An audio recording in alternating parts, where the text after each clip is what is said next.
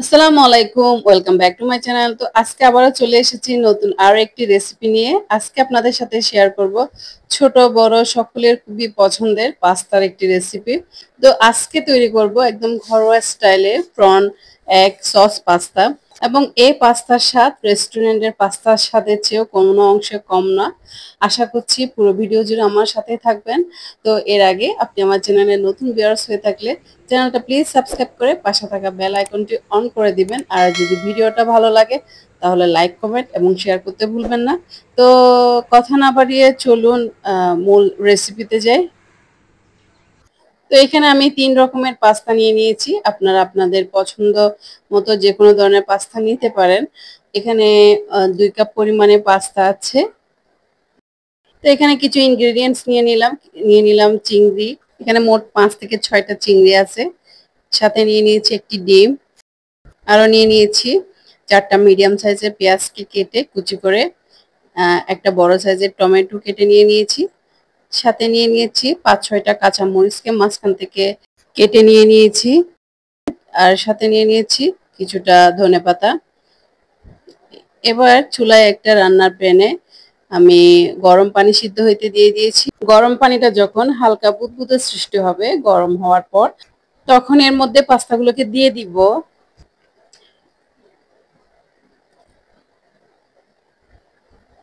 এবারে অল্প কিছু পরিমাণে লবণ এতে অ্যাড করে দিব।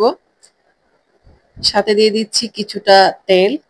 তেল দেওয়ার কারণ হচ্ছে সিদ্ধ হওয়ার পরে পাস্তাগুলো একটা একটার সাথে লেগে থাকবে না। হালকা একটু নেড়ে নিচ্ছি যাতে পাস্তাগুলো এক জায়গায় স্তূপ হয়ে না থাকে, সেজন্য একটু নেড়ে নিলাম। এবার বয়েলের সুবিধার্থে ঢাকাটা একটু দিয়ে দিলাম। টাইম হিসেব করতে গেলে পাস্তাটা আমি মোট 7 থেকে 8 মিনিট পর্যন্ত সিদ্ধ করেছি। এবার সিদ্ধ হওয়া পাস্তাগুলোকে আমি একটা ঝাঁঝরির সাহায্যে পানি থেকে উঠিয়ে নিচ্ছি। এবারে সবগুলো পাস্তাকে আমি এরকম একটা ছড়ানো ডিশে নিয়ে নিয়েছি যাতে ওভারকুক হয়ে না যায়। সেম প্যানে আমি পরিমাণ মতো তেল দিয়ে 1 চা চামচ দিয়ে দিয়েছি রসুন বাটা এবং 1 চা চামচ দিয়ে দিয়েছি আদা বাটা, এবং দিয়ে দিয়েছি কেটে রাখা পেঁয়াজ কুচিগুলো। সবগুলোকে খুব ভালোভাবে নেড়ে নিচ্ছি।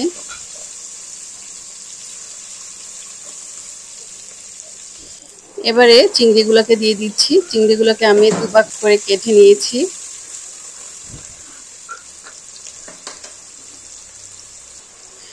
এবারে একটা ডিম দিয়ে নিলাম।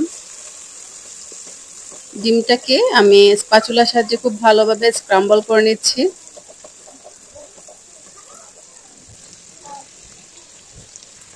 এবারে দিয়ে দিব টমেটো কুচি। এখানে আমি আগে থেকে কেটে রাখা টমেটো কুচিগুলোকে দিয়ে দিলাম, দিয়ে খুব ভালোভাবে নেড়ে নিচ্ছি।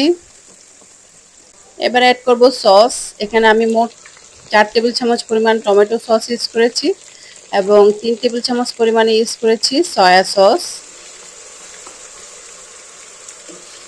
সসে কিন্তু লবণ থাকে, সেজন্য লবণটা একটু কেয়ারফুলি অ্যাড করবেন। এখন পর্যন্ত আমি কোনো লবণ এতে অ্যাড করি নাই, জাস্ট সিদ্ধ হওয়ার সময় লবণ অ্যাড করেছি, অতটুকুই।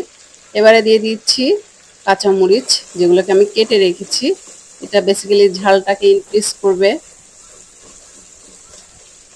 আবার সবগুলো উপকরণকে খুব ভালোভাবে নেড়ে নিচ্ছি।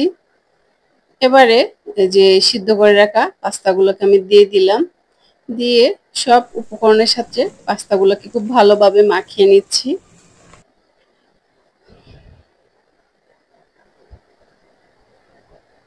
এবার কিছুটা লবণ এতে অ্যাড করে দিলাম। আগে চেক করার পরে তখন লবণটা অ্যাড করবেন, কারণ ওই যে আগেই বললাম সসে কিন্তু লবণ থাকে। এবার চুলার জালটা একদম লোতে রেখে ঢাকাটা দিয়ে দিব। কিছুক্ষণ পর ঢাকাটা তুলে আমি ধনেপাতা অ্যাড করে চুলা থেকে নামিয়ে পরিবেশন করে নিচ্ছি। তো আমার তৈরি হয়ে গেল ঝটপট কম সময়ে প্রন এক সস পাস্তা। দেখুন কালারটা কতটা সুন্দর এসেছে। এর স্বাদ কিন্তু রেস্টুরেন্টের চেয়ে কোনো অংশে কম না। আশা করছি আমার আজকের রেসিপি আপনাদের ভালো লেগেছে। ভালো লেগে থাকলে অবশ্যই আমাকে কমেন্ট বক্সে জানাতে ভুলবেন না।